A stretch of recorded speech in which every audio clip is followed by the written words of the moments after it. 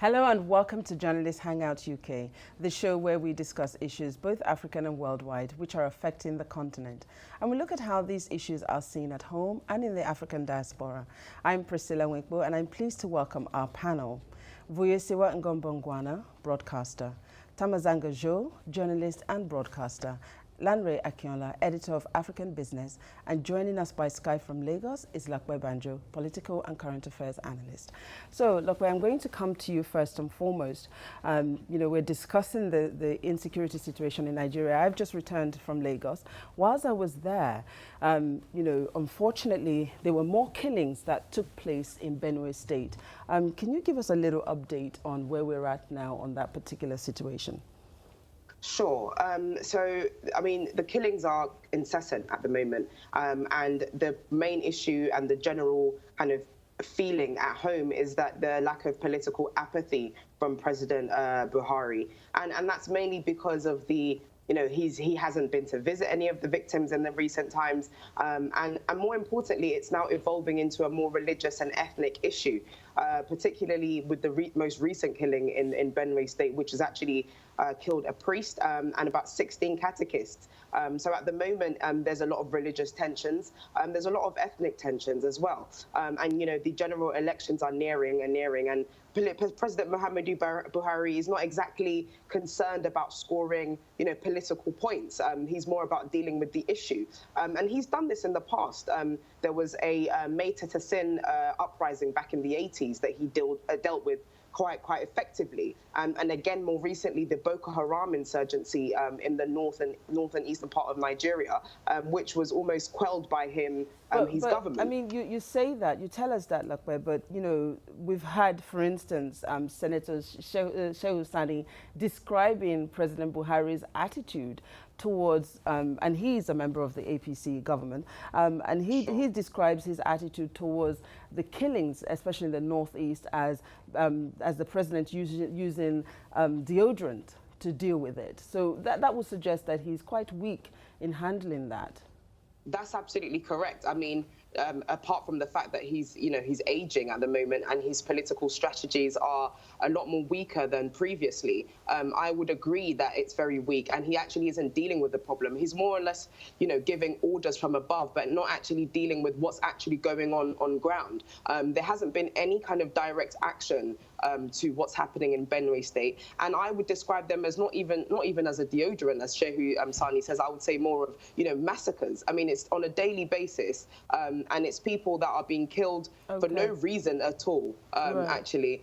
And President Buhari hasn't actually done anything directly to affect these people other than set up a commission, somewhat similar to the Truth and Reconciliation Commission in South Africa. But actually nothing has been dealt with the kind of people that are committing these murders on a daily basis and on mass scales as well.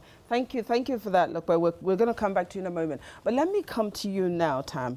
Lape made mention there that nothing has been done. And recently, the president was here in London, and in speaking to the Archbishop of Canterbury, he said that, those who are committing these atrocities they're foreign, effectively saying that they're coming from the Sahel region and coming into Nigeria.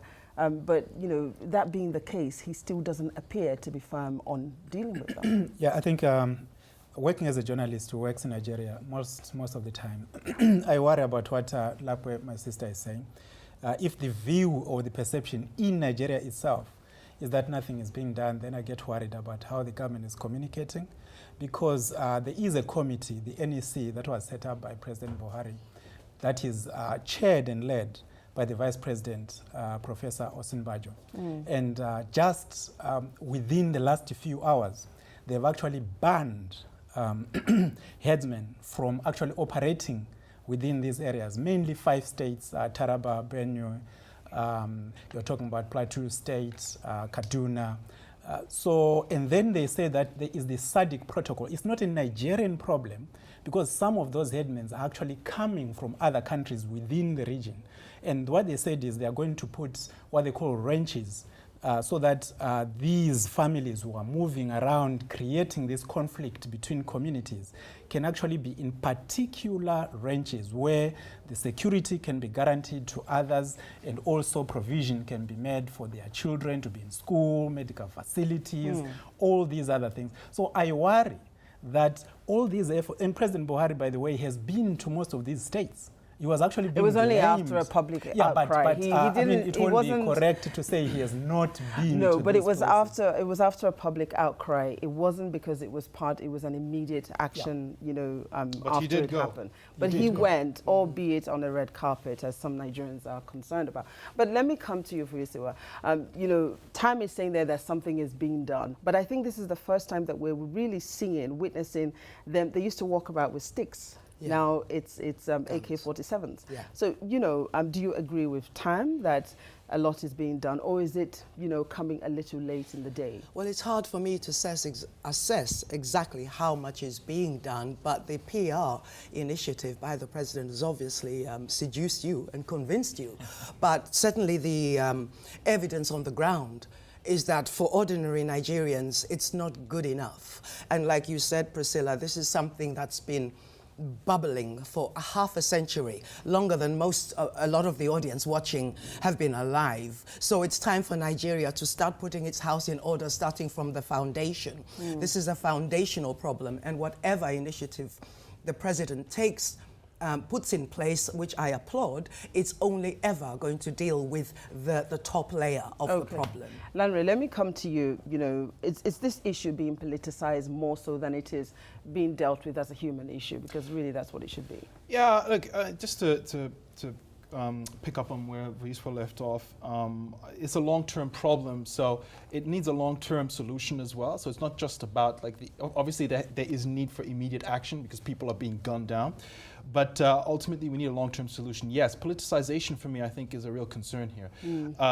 It has already been highly politicized. It is obviously being used to attack the government, and we can expect that to only intensify, and that only distracts from the actual issues and the need to do anything. The closer we get to the election, I feel the more these poor people are going to be used as pawns in the game of grand politics in Nigeria, and I think that's a big mistake here. This is just a problem that has to be addressed, and the whole nation should be committed to doing that. Okay, Lape, I'm going to come back to you now. You know, is it a feeling on the ground that it's being more politicized than it is being handled as a human issue, as it were? It's a mixture of both, but more is the fact that it's not being dealt as a human issue. Mainly what's going on here is the fact that, you know, as you mentioned earlier, it was only till a public outcry until, you know, President Buhari was engaging in other activities that people said, well, hang on, there's issues going on in the North Central, and he hasn't visited it. That's not usually his style. His style isn't to, you know, score political points, as I said earlier, and go and visit these people and show emotion and a human side to this, because, I mean, it's mothers, children, you know, normal human beings being gunned down on a daily basis in their living conditions. Excuse me, in their living conditions, and the president, right from the top, isn't doing anything about it. And to treat it as a political issue is just completely wrong. It needs to be addressed, and we've seen it being addressed in the past, so why not now? And more so, even if it is going to be a political issue, why isn't it being, you know, addressed even more effectively as he's trying to run for second term? And it's just bizarre, and it doesn't make any sense, because there's so many different angles to this issue. There's the religious aspect, there's the tribal issue, and more importantly, there's the economic side of it. The anti-grazing law is a short-term solution, and as I was about to mention as well. The fact that, you know, there's no actual strategic plan, it's just almost been kind of dampened by just, you know, words and you know, talks and stuff like that, and it's just not really an effective way to help people in the North Central. All right. Thank you very much, Lape, for that. Tam, let me come back to you again. You know, Lape raised, you know, a few issues there, and you're saying that Mr. President is dealing with this issue hands-on. However, the herdsman situation, it's all to do with cattle rearing. These cattle are owned by businessmen. In this, you know, committee that was formed, Were these businessmen part of it? Yes, and remember, this committee involves everyone. It involves every governor in Nigeria. It involves all the stakeholders with respect to this, and which is why their solution to the problem is that there is need for regularized restrictions in terms of where these headmen can go. Right. And also to revisit the ECOWAS protocol that allows anyone from any of the ECOWAS countries to come in. Thank you. Unfortunately, time doesn't permit us, but let me say thank you so much to you, Lape, for joining us all the way from Lagos. You won't be continuing with us. Thank you for that. We're going to take a quick break right now. We have plenty more to discuss, so please join us in a few moments.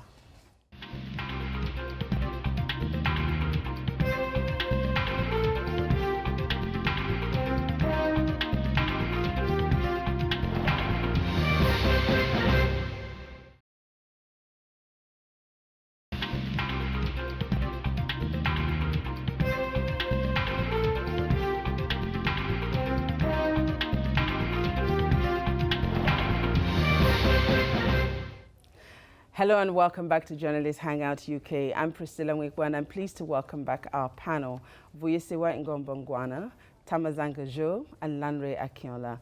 That was a very interesting conversation there in part one, which we will come back to as the series goes on. But ladies and gentlemen, here in London, recently the Windrush issue has been, it's raging on a daily basis. Citizens from the Caribbean that were asked to come into the United Kingdom once upon a time to help build the nation are suddenly being asked to leave. And as a result of this request for them to leave, most of them do not have papers because, they were thought to be British citizens. And so, that was what they believed from when they arrived. They have no papers, they're losing medical treatments, they're losing their homes, they're losing jobs. And this has happened all because the government are trying to hit or meet immigration targets, voluntary removal targets. I'm going to come to you first, Vuyiswa. What were your thoughts when you saw what was happening? A bunch of incompetent, racist people who don't even know their own history. That's the bottom line from my perspective. Okay. My parents were of that generation. We came from Africa, but we're talking about the same immigration dynamic of young, highly, or perhaps not even highly qualified people of African origins who just come here ready to work and really knuckle down and do the jobs that most English people would turn their noses up at. And a fact a lot of people don't remember or take note of is that more people left the UK after the Second World War to go and get the fruits of colonialism in Africa and elsewhere, then came to England to rescue England from its own self-created morass. Now, this generation that did that, there was no super precise questions about where are your papers when they arrived. But now, they are being asked to produce papers which they were assumed to have by an individual. Let's not just name one minister. Let's look at the whole system. Okay? Because this lady, Amber Rudd has inherited a problem that is institutional in its nature. And if we look at it as an institutional racism issue, then we can start to tackle the nitty-gritty details. On that word, Tam, I'm coming to you. Is it institutional racism or is it incompetence? Both. Okay. Mainly because the Home Office in the United Kingdom has been made to behave like that. Even people who went there in good faith, working, very young people who work so hard, they have been made to understand that their job is to discriminate and to treat those that are not. It is the system, the government in particular, government policy, when they talk about a hostile environment. But she was talking about the detail, and I think because we talk about the African diaspora in particular, there are so many, thousands and thousands of Africans that fought on behalf of the British, under the British flag in the Second World War, same as the other citizens of the Commonwealth. So the generation that came in the 1971 Act and probably the 1973 Act, when the United Kingdom was preparing to be part of the European economic community, they said everyone that had come from the Commonwealth for had been in the United Kingdom 5 5 years, automatically became a citizen. So what has happened now is racism. Why? Because there are people who don't look British to some Home Office person, and they are being asked from 1949, imagine that, 1949, you are being asked to provide 4 pieces of evidence for every year, 70 years that you have been in the United Kingdom. Wow. Yet these people were told by an Act of Parliament in 1971 and 73 that they are British, they don't need to do anything else. But they have lost their treatment, they've lost their pensions, homes, their jobs, everything.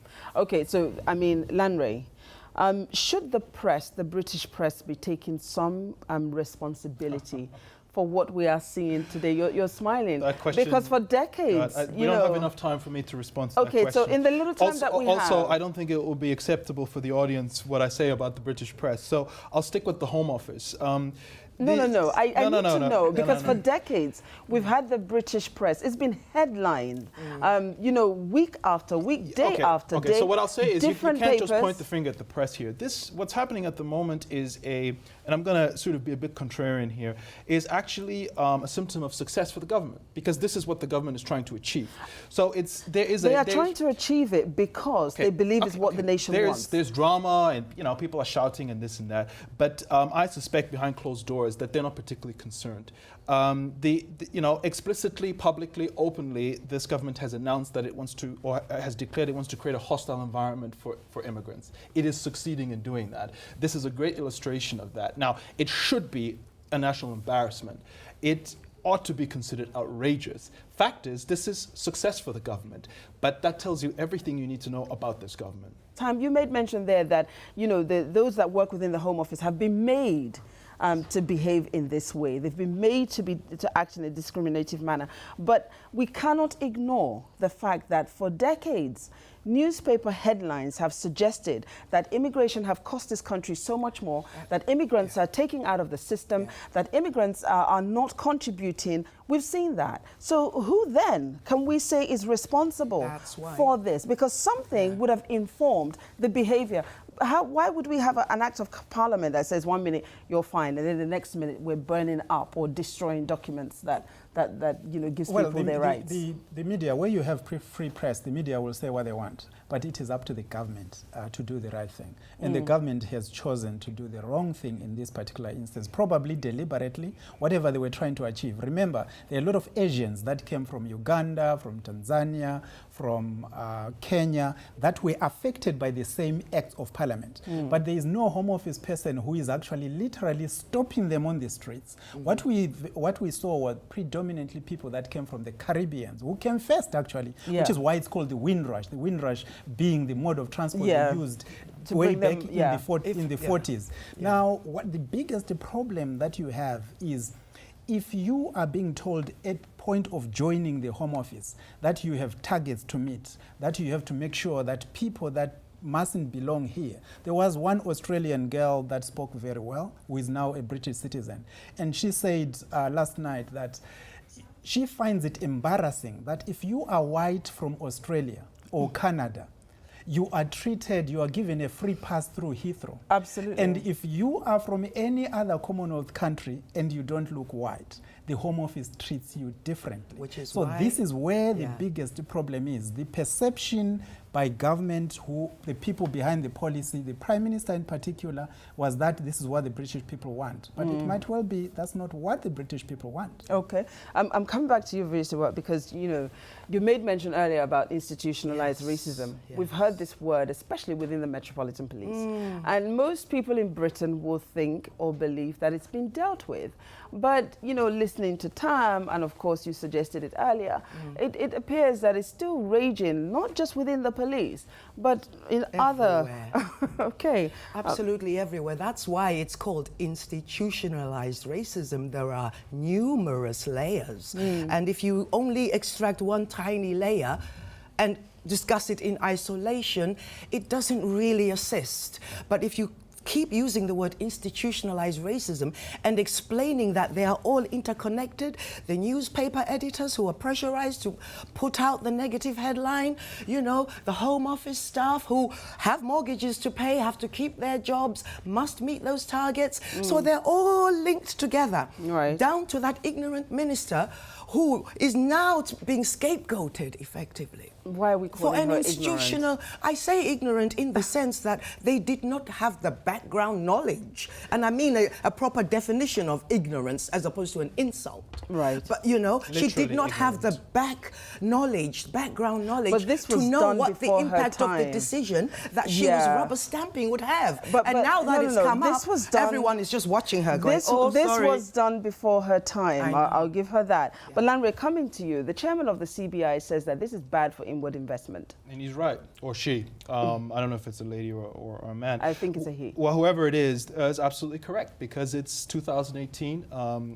The world economy is, whether you like it or not, a highly integrated one that depends on the mobility of people, depends on the availability of talent. Just a couple of days ago, I spoke to a nurse with the NHS who was saying that, you know, interestingly, this is what was said to me, is that, you know, around the back door, the Home Office is actually trying desperately to get nurses and doctors from... Indeed, we saw that on a news program, from developing countries to come in, because literally the health service can't run without immigrant doctors. I think we've had a number of nurses So the head of the CBI is absolutely correct. This is a major liability. It's going to be extremely detrimental to I believe this is a conversation that we're going to continue to have. Time doesn't permit me. I just wanted to say one last thing. Before anything new can grow, the old must crumble, and we're watching it crumble. You said it. Okay, thank you. I wish we had more time for you, ladies and gentlemen, but don't forget to follow us at RealJHUK on Facebook, Twitter and Instagram.